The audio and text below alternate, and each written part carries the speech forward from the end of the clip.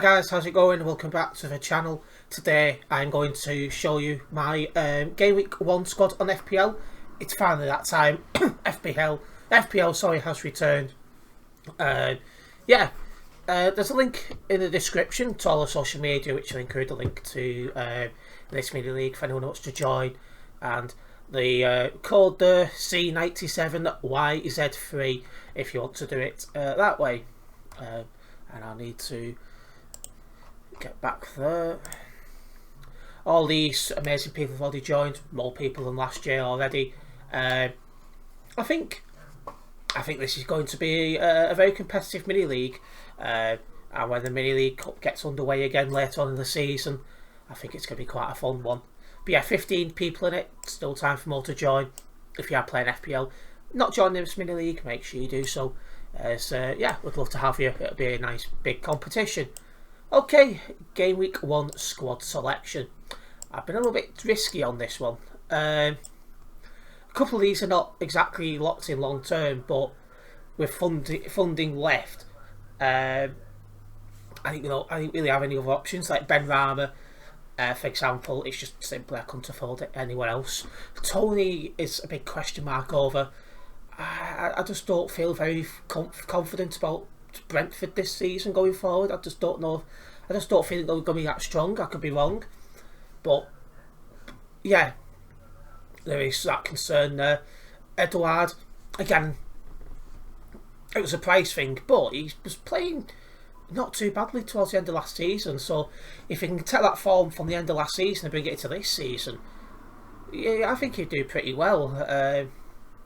So yeah, a punt on him,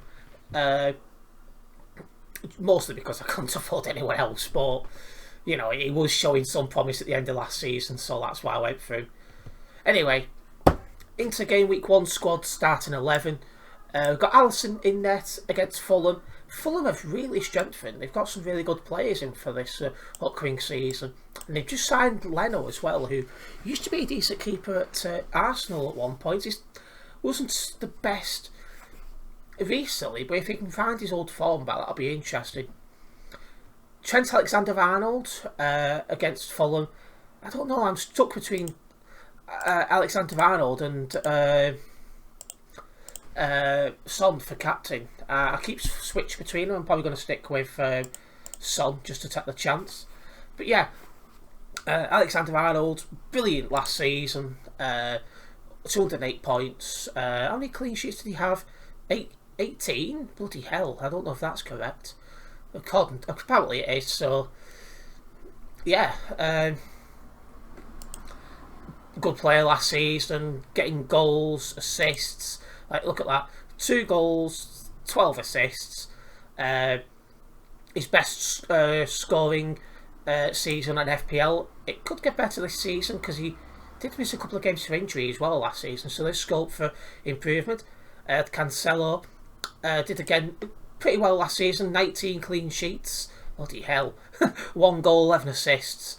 Best scoring season in FPL. He got a lot more minutes as well, which is more nailed on, which is why I went for him and kept him. Oh shit, don't want to be clicking on him again.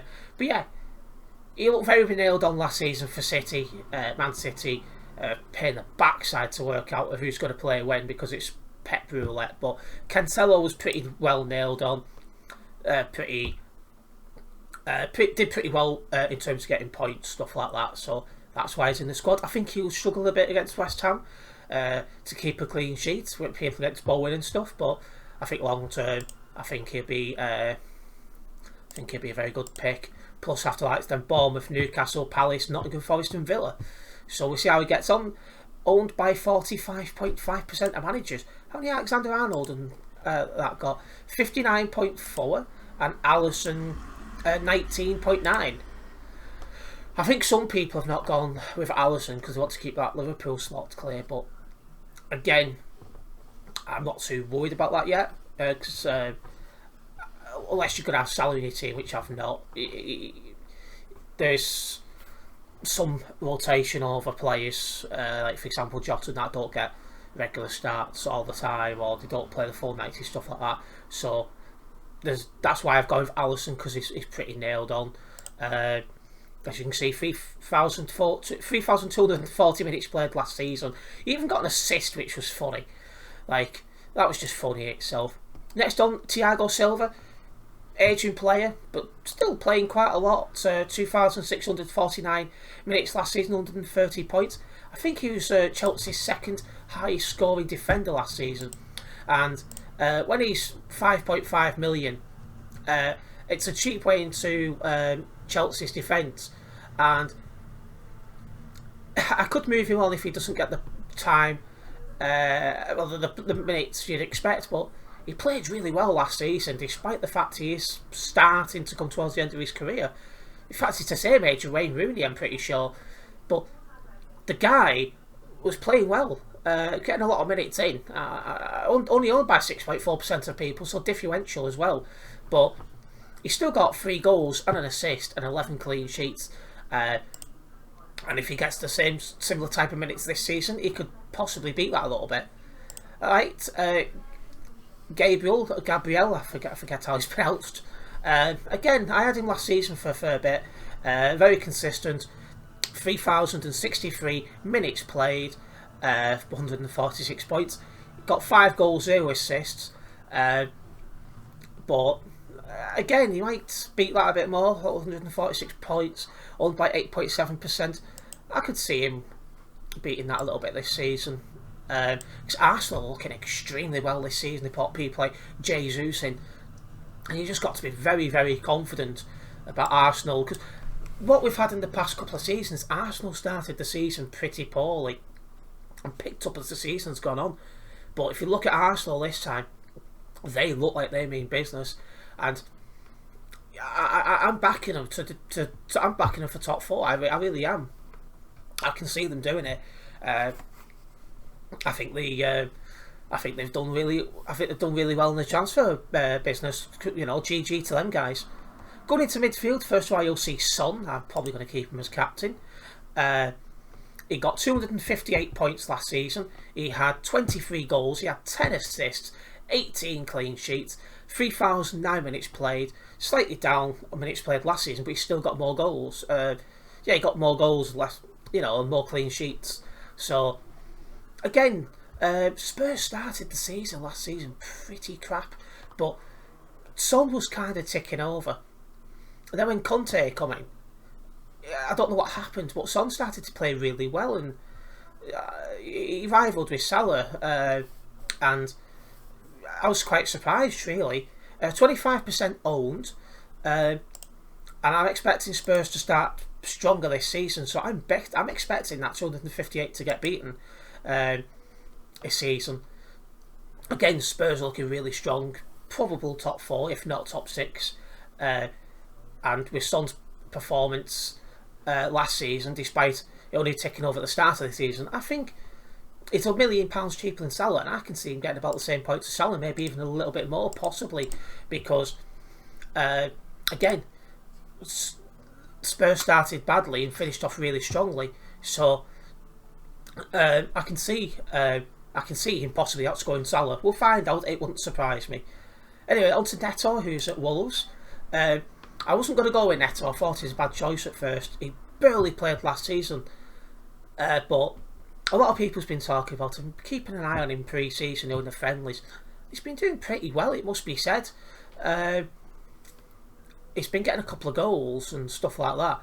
And you got to sit there and think, if he takes that form out of the friendlies and into the season, this guy's going to do well.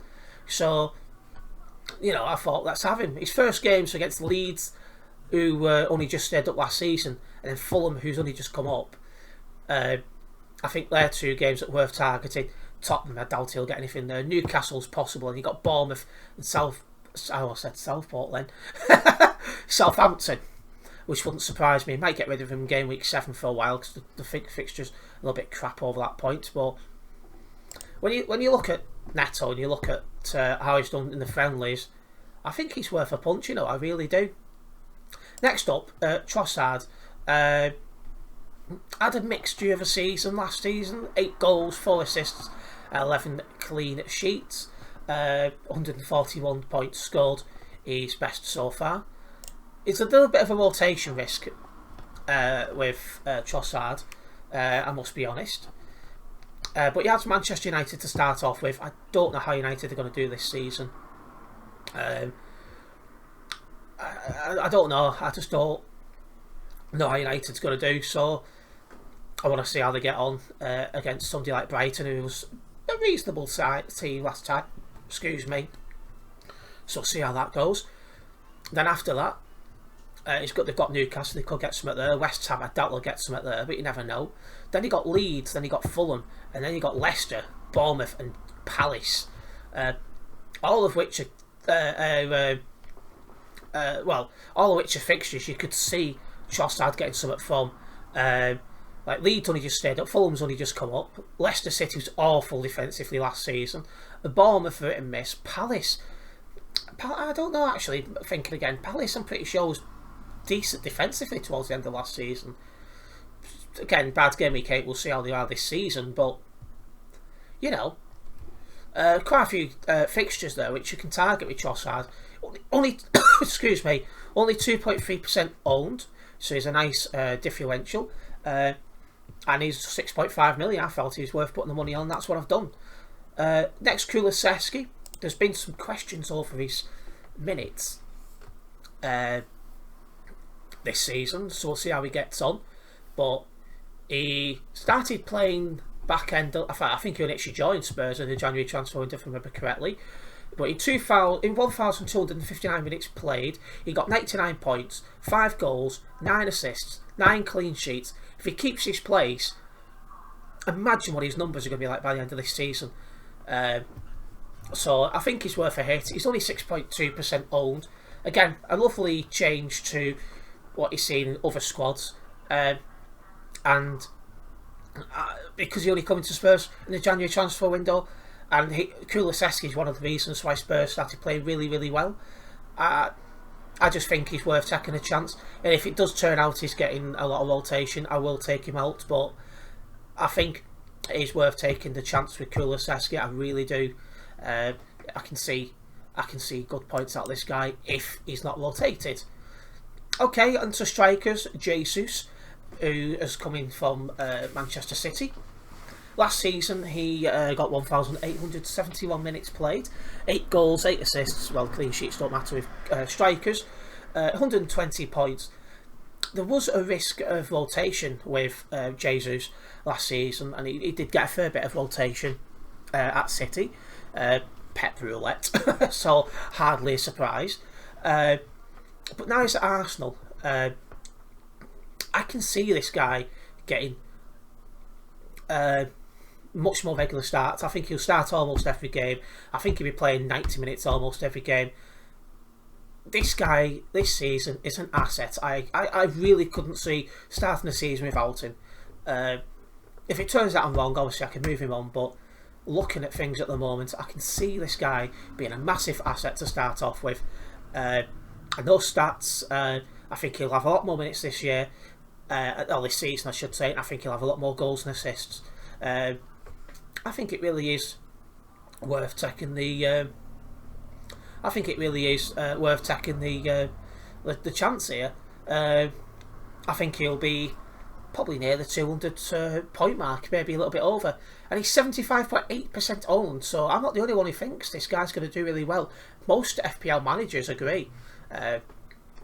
So it wouldn't surprise me if this guy becomes a regular captain option. Who's he got? He's got Palace to start off with. I'm going to keep an eye on Palace, just because I think they got a bit better defensively towards the end of that season. Leicester City defensively was awful last season. We'll see if they can sort that out. Then he's got Bournemouth, Fulham, and Aston Villa, and then United, then Everton, then Brentford. So in those top 8 games, there's what United is a bit of a question marks over, because new manager, different way of working. They still have some good players, United, like David De Gea and people like that. So it's worth question mark over United. And then Leicester City, are they going to get on top of their defence or they not? But yeah, I think for the most part, 6 out of them 8, you know, straight away are really good fixtures you can target Jesus on.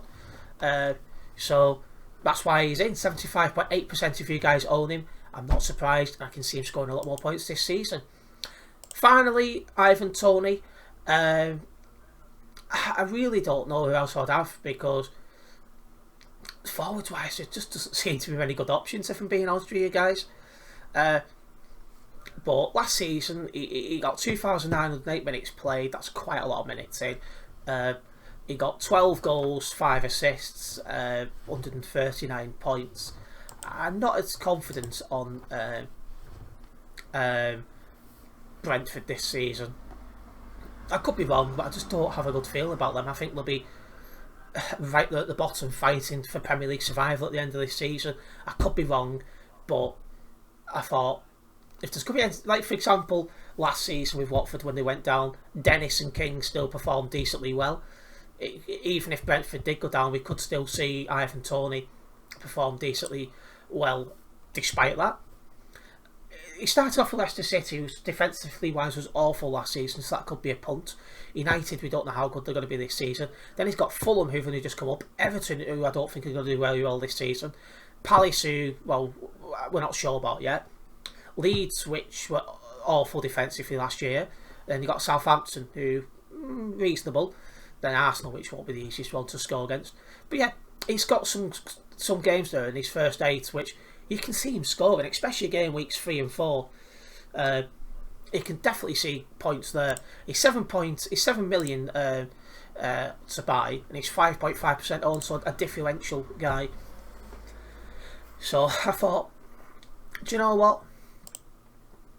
It's worth a punt, and that's what I've done.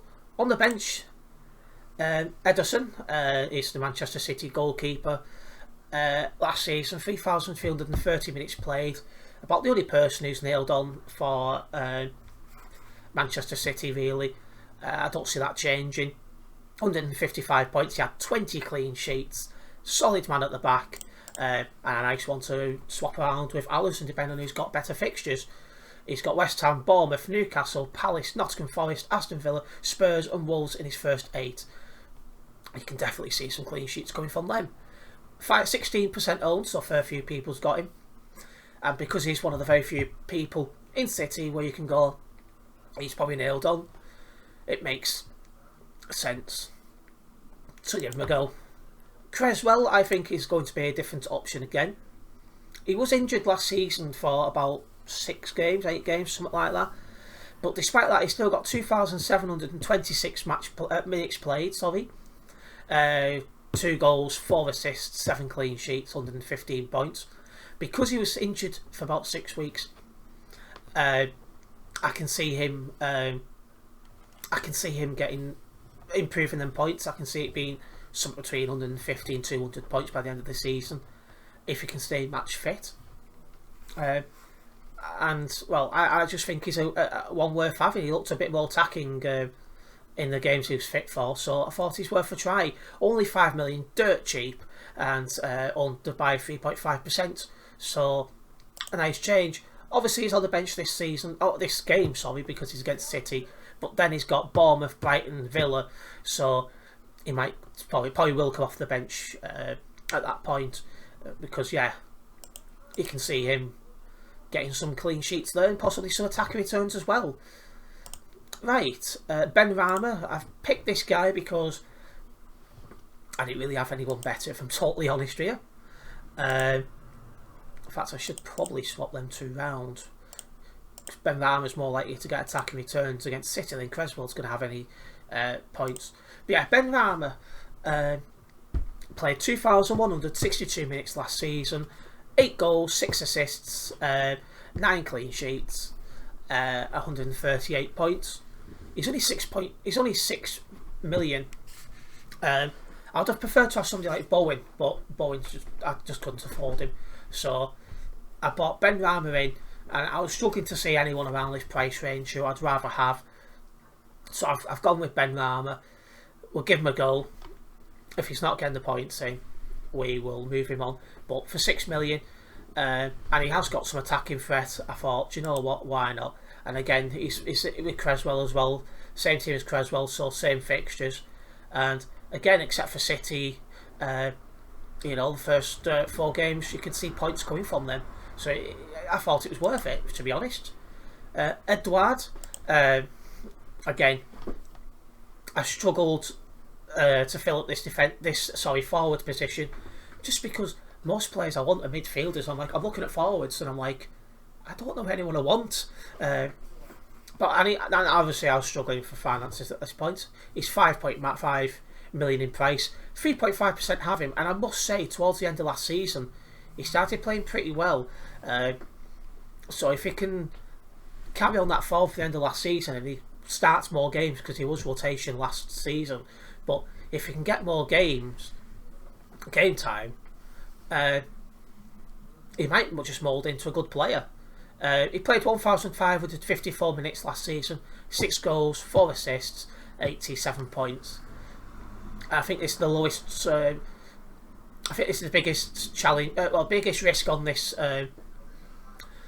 this team. 3.5% of us have him now, so others do see a potential here. I just think it's worth a try. Basically, game week 1, we've got a wild card, and then we've got unlimited transfers across the World Cup as well. So, yeah, I think that could be quite interesting, which helps us take a bit more risk at the start of this season. It can either go very, very well or very, very poor. We'll find out soon enough. But I wanted to go against Salah because if it does work, you up on everyone, but it's a massive risk. We'll see, really. But yeah, I've gone through my squad. This is who I'm starting with. There is scope for change after game week 1.